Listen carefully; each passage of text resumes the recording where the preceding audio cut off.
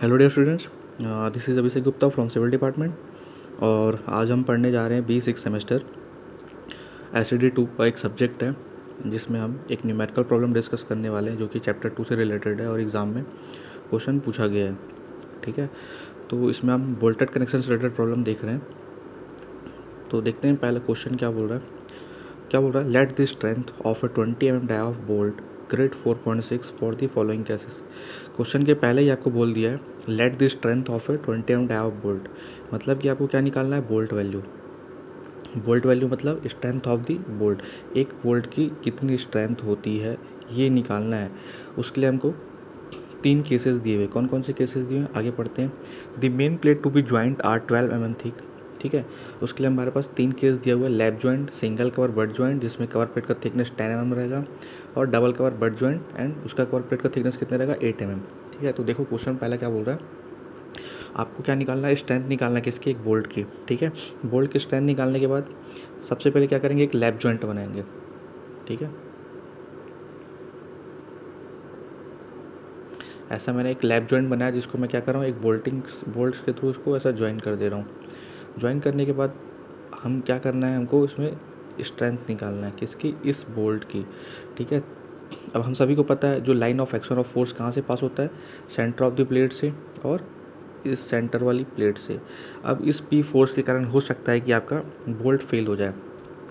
तो जैसा हम पहले भी डिस्कस कर चुके हैं क्लास में कि बोल्ट में किस किस टाइप का हमको फेलियर कंसिडर करना पड़ता है अकॉर्डिंग टू IS 800/2007। तो हमको चेक करना पड़ता है इसकी शेयरिंग कैपेसिटी और बियरिंग कैपेसिटी, मतलब बोल्ट शेयरिंग में भी फेल हो सकता है और बियरिंग में भी फेल हो सकता है, जो कि हमारा इन दोनों में जो भी मिनिमम होगा वो हमारा बोल्ट वैल्यू होगा। ठीक है, तो उसके लिए हमको सेक्शन 10 पेज 73 या 74 क्लाउस 10.3.3 के अनुसार हमको क्या करना है, इसकी शियर कैपेसिटी चेक करना है किसकी, बोल्ट की सबसे पहले। ठीक है, तो सबसे पहले हम क्या करेंगे, गिवन डेटा लिख लेते हैं क्या क्या दिया हुआ है। देखो सबसे पहले तो क्या दिया हुआ है, आपका नॉमिनल डाया दिया हुआ है किसका, बोल्ट का, that is 20 mm। Grade of bolt कितना बोला है, Fe 4.6, मतलब कि उसमें जो ultimate tensile strength of bolt होगी कितनी होगी, 400 mega pascal. Partial safety of factor कितना लेके चलना है हमको, 1.25।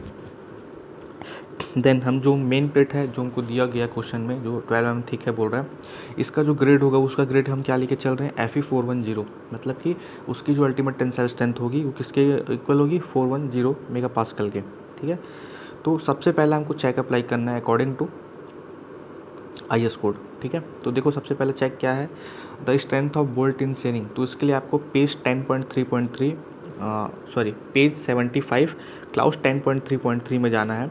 वहाँ पे आपको कैलकुलेट करना है क्या, design strength of bolt, that is VDSB। इसको हम किस से डिनोट कर रहे हैं, VDSB। तो VDSB क्या होता है, वहाँ पे आपको फॉर्मूला लिखा हुआ देखना, VNSB अपॉन गामा MB। ठीक है, और ये VNSB क्या है आपका, जो आपका VNSB होता है ये होता है आपका nominal share capacity of bolt.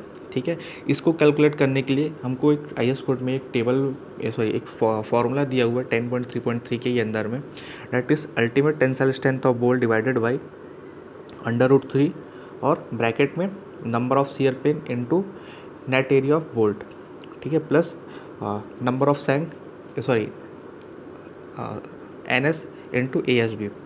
ठीक है, तो यहाँ जो NN क्या होगा आपका, शेयर प्लेन बताता है हमारा NN, तो वो कितना होगा, A1 होगा। ठीक है, और ये पोर्शन हमारा क्या हो जाएगा, 0।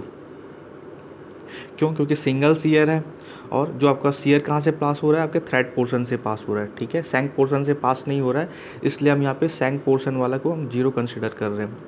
क्योंकि आपका जो अब लैप जॉइंट में, जैसे कि अगर मैं आपको डायग्राम बना के बताऊँ, लैप जॉइंट में आपका शेयर पिन कितना होता है, आपका एक होता है। जैसे कि ये आपका ये लैप जॉइंट है, यहाँ मैंने बोल्टिंग किया और इसको मैं, इस प्लेट को मैंने इधर खींचा, इस प्लेट को मैंने इधर खींचा, तो होगा क्या, यहाँ पे जो यहाँ से आपका ये प्लेट इधर खिंचाएगा, ये प्लेट इधर खिंचाएगा, इससे होगा कि आपका ये जो बोल्ट है 2 भाग में स्प्लिट हो जाएगा। तो कहाँ से स्प्लिट होगा, वो इस पॉइंट से स्प्लिट होगा।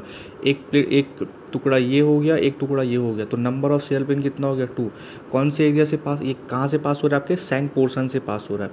ठीक है, सैंक पोर्शन से पास होने के कारण हमने NN1 कंसिडर किया है, और जो नेट है आपका ANB होगा क्या होगा, ओनली 78% लेना है किसका, टोटल डायामीटर का, जो एरिया हम निकालेंगे उसका 78% लेना है। ठीक है, इसीलिए मैंने यहाँ पे NS और ASB को 0 ले लिया।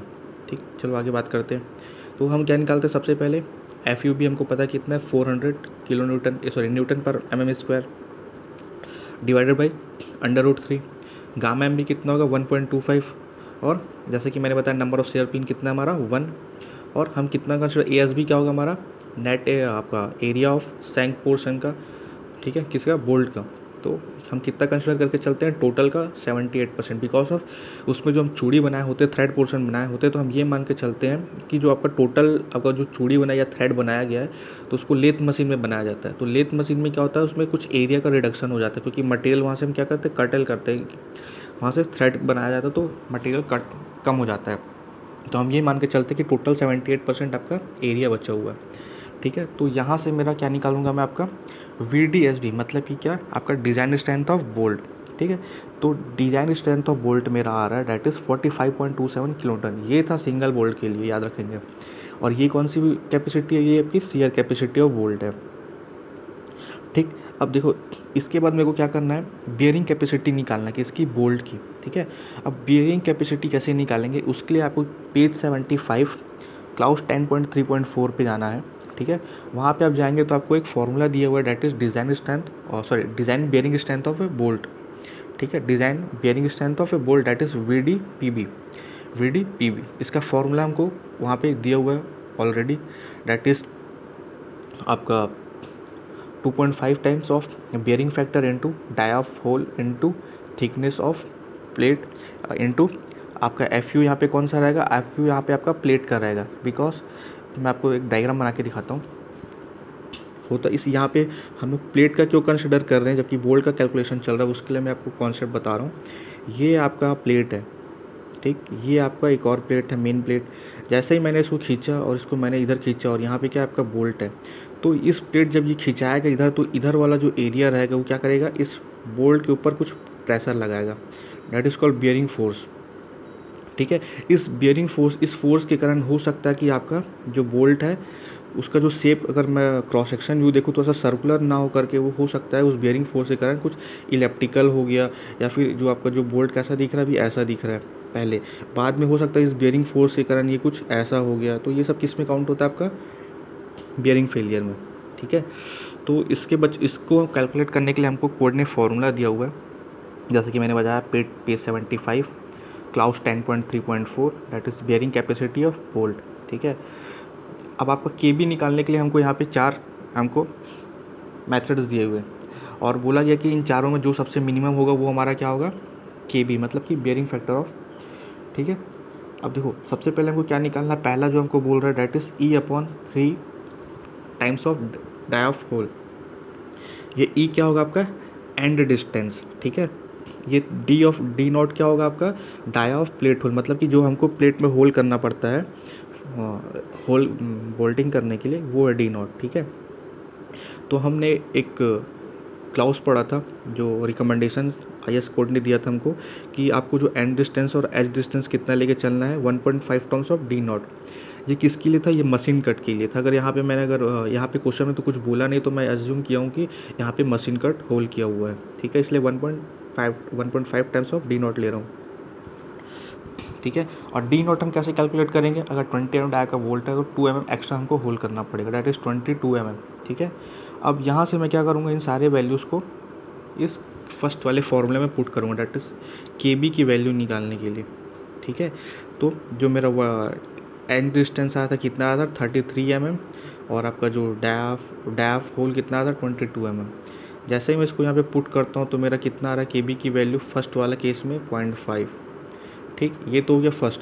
अब KB की हमको 4 वैल्यूज़ चेक करनी है टोटल। तो देखो दूसरा क्या बोल रहा है आपका, यहाँ पे जो आपका P है क्या है, पिच है, ठीक है। और हमको पता है कि मिनिमम पिच डिस्टेंस हमको कितना कंसिडर करना पड़ता है, वो हमको कंसिडर करना पड़ता है 50 mm, ठीक है, 3 टाइम्स ऑफ डाया। मिनिमम या तो 50 mm या तो मैक्सिमम 300 mm, या फिर 32 times of thickness of plate, ये कंसिडर कर सकते हैं। तो मैं यहाँ पे मान के चलता हूँ पिच डिस्टेंस जो कितना है, 50 mm है, ठीक है। अगर आपको क्वेश्चन में कोई गिवन डेटाज नहीं दिया तो आपको एज्यूम करना पड़ेगा। 50 mm मैंने जैसे ही लिया, और मैं क्या कर रहा हूँ, सेकंड वाले फॉर्मूले में पुट कर रहा हूँ, that is pitch upon 3 times of diaphragm minus 0.25, ठीक है। तो जैसे ही मैंने यहाँ पे पिच की वैल्यू रखी 50 mm डिवाइडेड बाई 3 × 22 माइनस 0.25, तो मेरा जो KB की वैल्यू आ रही है यहाँ पे सेकंड वाले केस में कितनी आ रही है, 0.507, जो कि किससे ज़्यादा है, आपके पहले वाले केस से। पहले वाले केस में कितना आ रहा था आपका 0.5, ठीक है। तीसरा केस एक और है, क्या बोल रहा है आपका, ultimate tensile strength of bolt divided by ultimate tensile strength of plate. इन दोनों का जो रेशियो होगा चेक करना पड़ेगा हमको। तो कितना आ रहा है हमारा 0.97, ठीक है। याद रखेंगे मैंने क्या बोला, ultimate tensile strength of bolt divided by ultimate tensile strength of plate.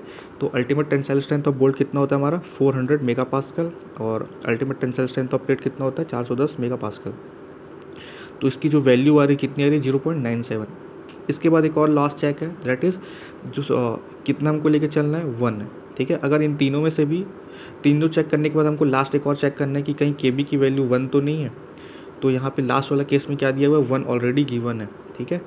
अब इन तीनों में सबसे हम चेक करते हैं कि सबसे कम जो वैल्यू होगी वो मेरी क्या होगी, KB की वैल्यू, मतलब कि बियरिंग फैक्टर होगा वही।